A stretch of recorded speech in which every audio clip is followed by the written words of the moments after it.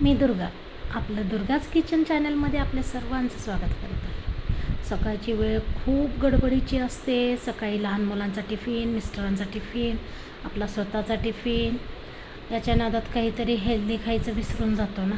त्याच्यामुळं ना आज मी अगदी सुंदर असं ना इडली सांबर आणि चटणी बनवणार आहे.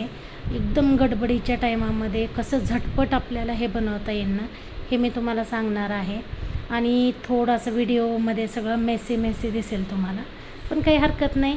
कारण मला असं वाटतं की माझं जसं किचन आहे तसं आपल्या सगळ्याच लेडीजचं किचन असेल. कारण गडबडीच्या टायमाला एवढं 19-20 तर होतंच. पण आपलं जे पदार्थ बनवणार आहे ते अगदी उत्तम आणि सुंदर बनणार आहे. रेसिपी पूर्ण पहा आणि आपल्या दुर्गाच किचन चॅनलला लाईक, शेअर आणि सबस्क्राईब करायला विसरायचं नाही. सकाळी उठल्या हा किचन ओटा आपण धुवून घेतला आणि मी एक कुकर घेतलं. त्याच्यामध्ये अर्धा कुकर पाणी घातलेलं आहे. आता त्याच्यात सगळ्या भाजीपाल्या घालायच्या आहेत. त्याच्यामध्ये कांदा, बटाटं, भोपळा आणि टमाटर हे घातलेलं आहे. आणि त्यासोबतच ही ना शेवग्याची शेंग पण आपण घातलेली आहे.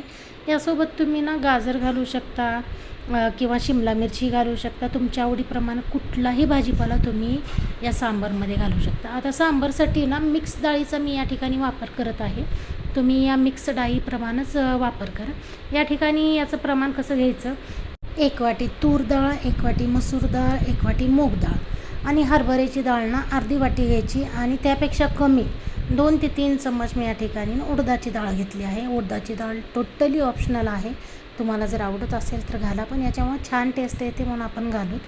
नंतर या ठिकाणी ना आपण थोडेसे कढीपत्ते टाकणार आहेत आणि एक 25 ग्राम किंवा 20 ग्राम या ठिकाणी चिंच टाकणार आहे. मी चिंच ना डायरेक्ट असं कुकरमध्ये डाळ शिजतानाच टाकते आणि नंतर जेव्हा आपलं सांबार बनतं ना त्यावेळेस ना चिंच काढून घेते, म्हणजे जास्त आंबट होत नाहीत.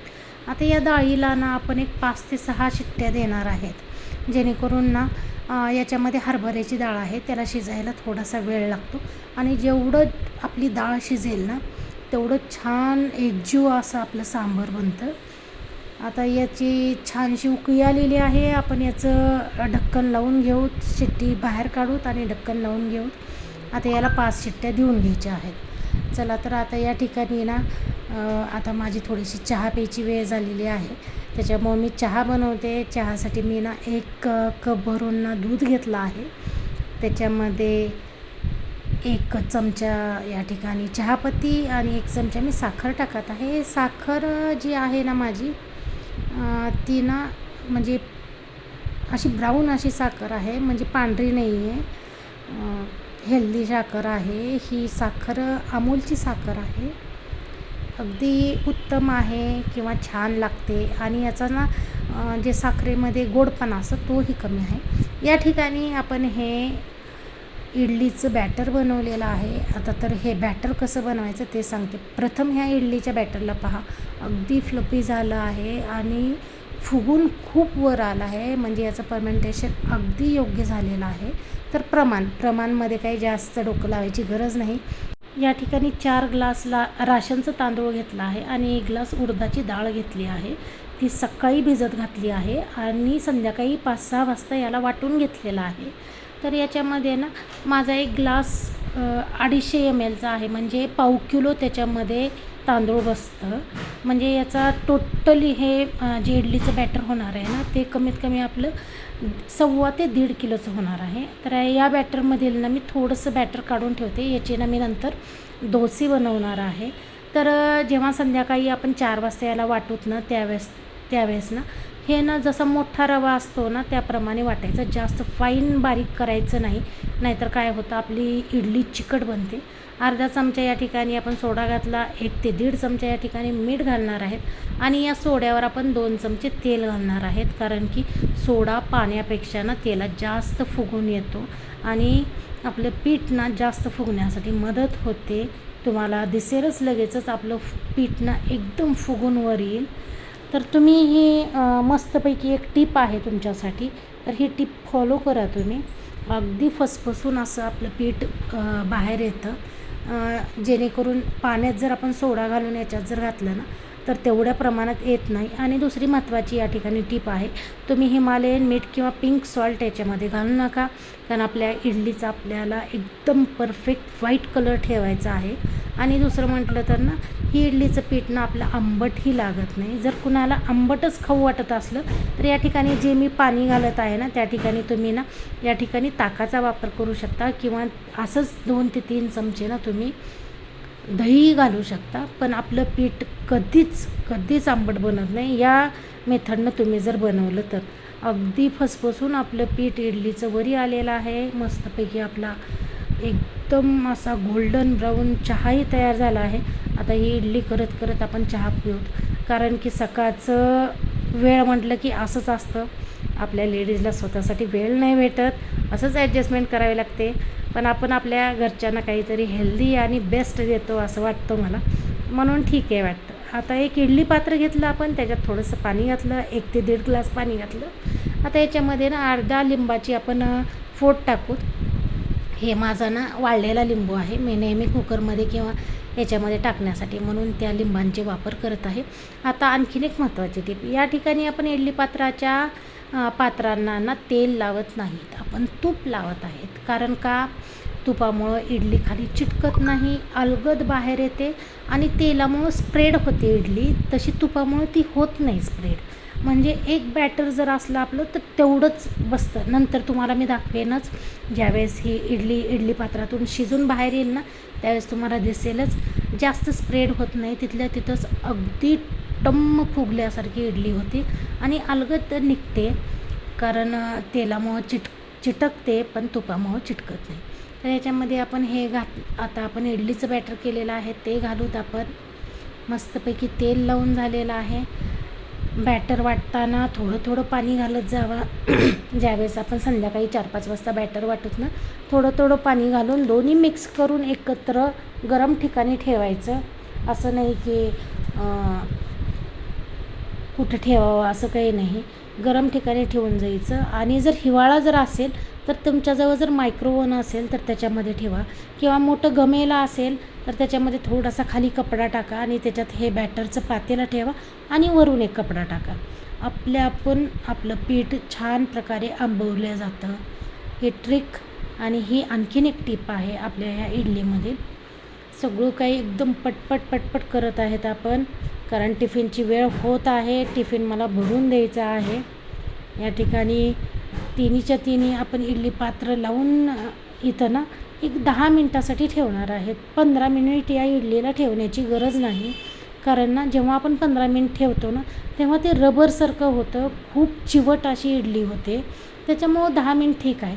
आणि आपल्या गॅसचा फ्लेम हा मीडियम हाय फ्लेम ठेवा, जास्त मोठा गॅस करू नका, जेणेकरून काय होईल, आतमधलं पाणी पूर्ण निघून जाईल आणि भांडं करपेल आणि तो करपट वास आपल्याला इडलीला लागेल. त्याच्यामुळं medium high flame 10 minute enough आहेत.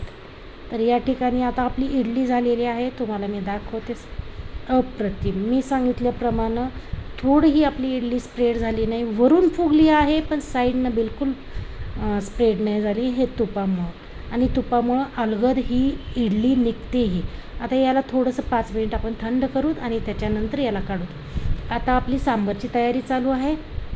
या ठिकाणी एक 10 ते 12 लसूणच्या पाकळ्या घेतल्या आहेत, 2 इंच आपण या ठिकाणी अद्रक घेतला आहे, आणि अर्धा कप आपण भाजलेलं खोबरं घेणार आहे. तुम्ही भाजलेल्या खोबऱ्याच्या ऐवजी ओलं खोबरं किंवा सुकं खोबरंही वापरू शकता. सध्या माझं हे अवेलेबल आहे म्हणून मी याचा वापर करत आहे.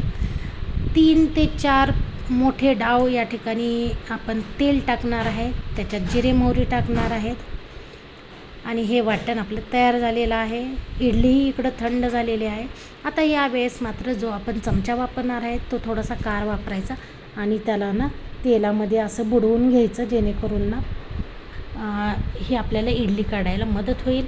पण आता ही एकच इडली मी तुम्हाला चमच्याच्या साहाय्यानं काढून दाखवणार आहे. बाकीच्या इडल्या मी तुम्हाला हातानं काढून दाखवते. पाहिलं त्याची जाळी अगदी अप्रतिम झालेली आहे, मध्ये फ्लपी पण खूप झालेला आहे, आणि एकदम लाईट वेट अशी आपली इडली झालेली आहे. पांढरा कलर अप्रतिम आलेला आहे.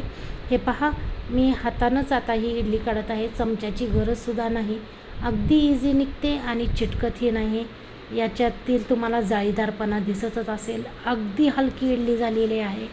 याप्रमाणे बॅटर करा आणि अशा प्रकारची इडली तुम्ही तयार करा. आणि याच्यापासूनच डोसे खूप सुंदर बनतात. ती रेसिपी नंतर मी केव्हा तरी शेअर करीलच तुमच्यासोबत. आणि कधी पण इडली काढून झाली ना, एखाद्या पॅक डब्यामध्ये किंवा ज्याच्यावर आपण पातेलं त्याच्यावर एखादा ताट ठेवून जर ठेवलं ना, इडली अगदी मऊ राहते. इडली मी हॉटपॉटमध्ये ठेवलेली आहे. दुसरं भांडं लावून ठेवूत आपण. आणि आता आपण करूयात सांबारची तयारी करूयात. या ठिकाणी आपली जिरे मोहरी ना तडतडली आहे. त्याच्यामध्ये 10-15 आपण लाल मिरच्या घालणार आहेत. आणि त्याच्यातच हे जाईल, आपले वाटण जाईल.